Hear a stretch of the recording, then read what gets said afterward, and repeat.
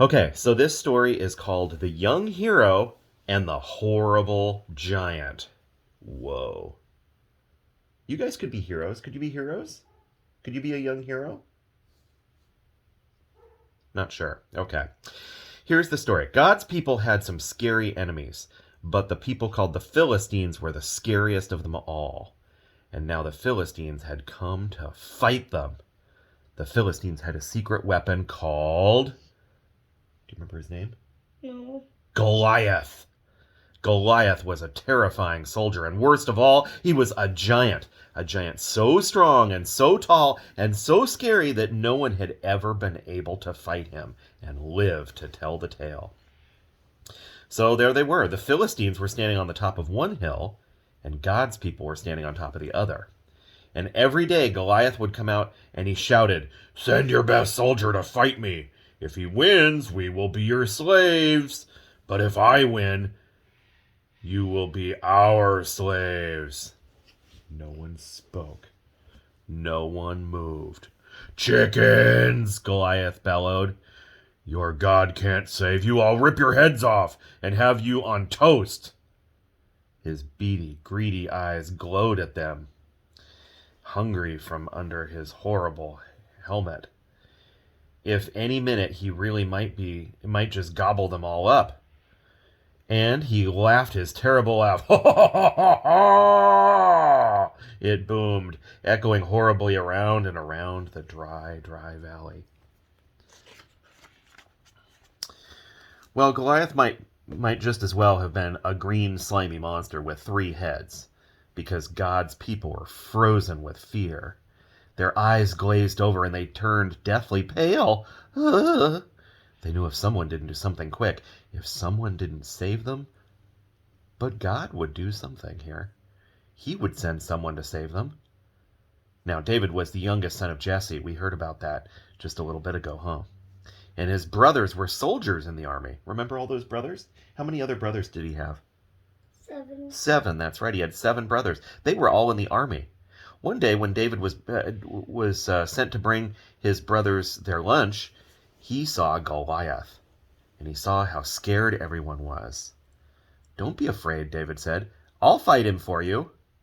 "You're only a little shepherd boy," the king said, "and Goliath is a great soldier. How are you going to fight him?"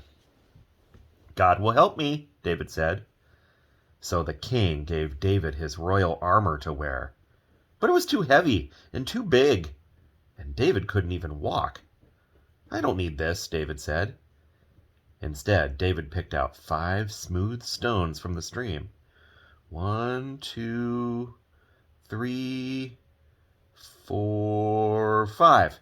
And then he took his slingshot and walked toward Goliath. Step, step, step.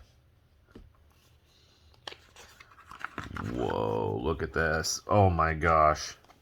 Holy crow.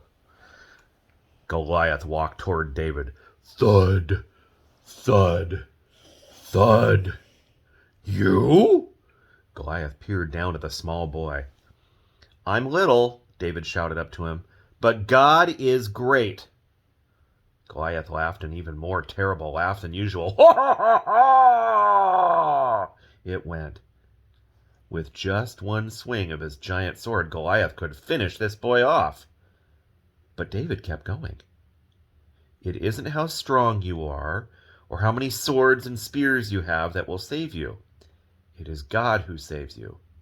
This is God's battle, and God always wins his battles."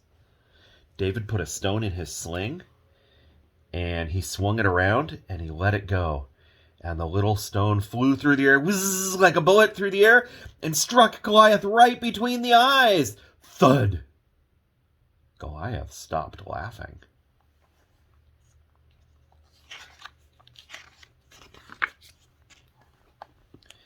He stumbled, and he staggered. Crash! Fell dead. When the Philistines saw Goliath was dead, they ran away. And when God's people saw them running away, they cheered. God had saved his people. David was a hero.